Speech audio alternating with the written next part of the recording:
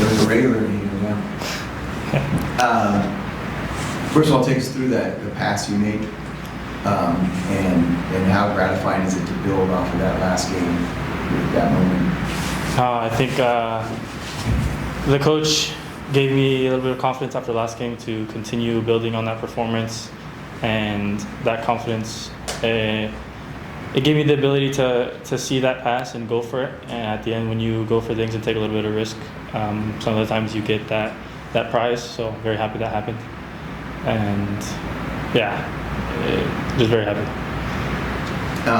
And describe or contrast the emotions from Wednesday night to tonight. It wasn't a loss, but it kind of maybe feels like one. Yeah, no, it definitely feels like a loss. Especially before the kickoff, the ref tells us there's 10 seconds left. So, in my opinion, it's something we cannot do. The standards we have at this club, that needs to be a win for us. At the end, we learn and move on, but if we score 3 goals at home, that has to be 3 points for us. So, conceding 3 at home really, really hurts. Pedro, thank you for your time. What can you go ahead and tell me as far as the difficulties in facing a Cincinnati team that went back onto the low block once they went up 2-1, and how it was to try to break that down and ultimately score 2 after that? Yeah, especially at halftime, we talked about how we need to be patient, but we need to be eager to go and get that goal.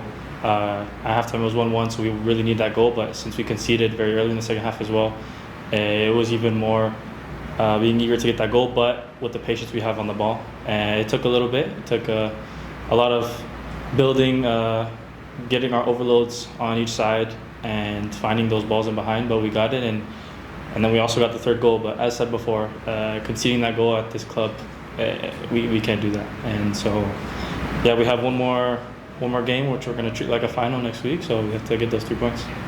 And what are some of the details that you think that will be needed to be just tightened up in those moments, in those specific moments, to make sure that this team can go through the match entirety? Yeah, no, I think just the maturity we have. I just think in that exact play, we always, when another team kicks off, we like to step our line, and for some reason in that play we dropped. And that's why when they have that long ball, the second ball falls to them inside the box instead of having a second ball around half field. So it's something that, just the little tiny details, which we are usually good at. It just happened to the coin flip the wrong side today. So just those little details will help us next Saturday. I'm curious with so many young guys on the roster. You talked about the development on a night like this, and there's been other nights too where young guys have made mistakes that led to goals. And I think at least 2, maybe all 3 goals came from very young guys making mistakes. How does the club handle that? In professional environments, sometimes they're pretty harsh, but given that they're younger players, how do they sort of guide you through? I'm sure you've made some mistakes, so how do they guide you through that? Yeah, no, it's the constant support of the club. At the end, there is a standard, so it's not as in if you make several mistakes, you're going to keep playing, right? This is a professional club. There are standards.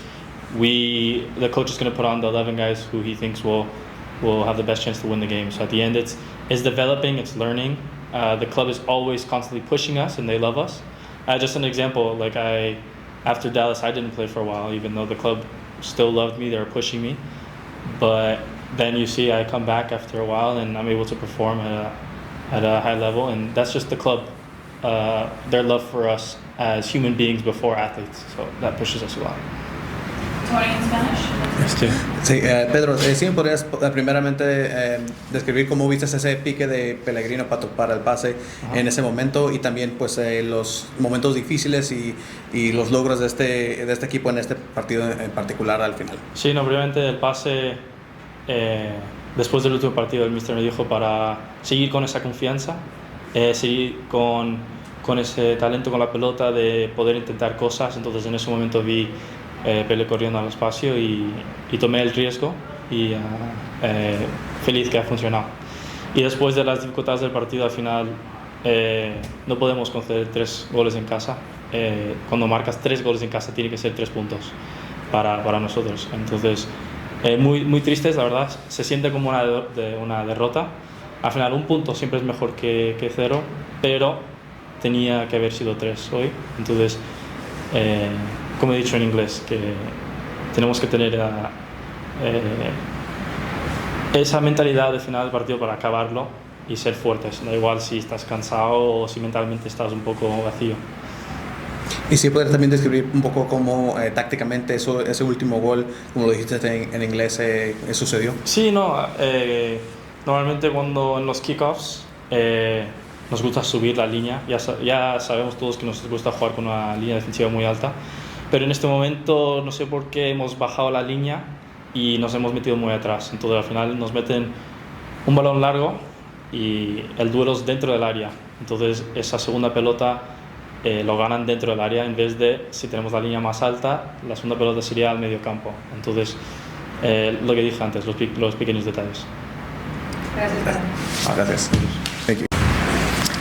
Thank you for your time, Marcus. Could you just take me through the positive aspects of this match on the attacking side as a whole, and can you also take me through those last instances where you get yourself another goal and put your team up, but then on the converse side you see the concession for the draw? Yeah, if we start on the positive side, we score 3 goals. I think we play a very good game, most of the games, strong, coming back from behind twice. 3 goals at home should be a win. So that's the positive thing. And then the frustrating thing is that we have to sit here once again saying that we play good football and scoring 3 goals, but we don't get the result. So that's pretty tired of that. And what's your message as a leader in that locker room, not just as a captain, but just a leader, also being able to score as much as you have been in the last couple of games, but once again, like you said, in this moment of frustration, what's the message to the group as a whole? Yeah, we just need to mature up a bit. It's been too many games, we all know that it can happen once or twice during the season, but it's too many times, and that's something we need to work on and be more clever, stay to our principles even in the last 5-10 seconds. So we need to find that balance, having our clear principles, stay with them the whole game, and then be better at game management. And Mikey and Pedro mentioned that in those last 10 seconds, the line dropped a little bit further than they usually do. You found yourself in the center mid position, almost center defensive position. Could you take me through those final 10 seconds for you?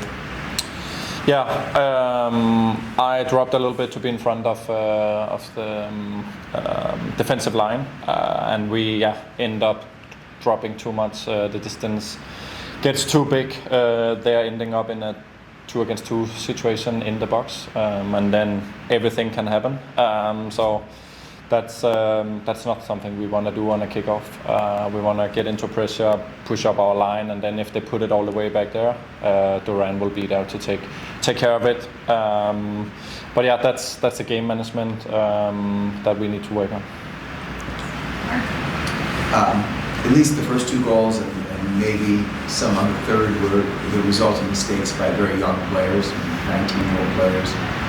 As a veteran player, is there a frustration level, or is that just something, if the club's going to make a commitment to playing young players, you just have to understand that there are going to be mistakes sometimes?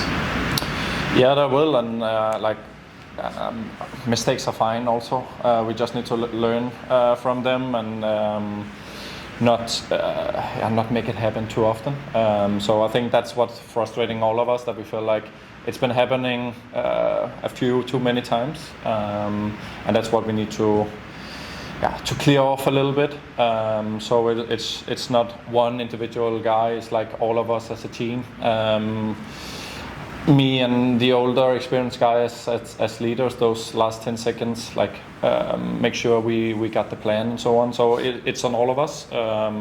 We just need to minimize the amounts of it. Thanks for your time, Marcus. Thank you. Thank you.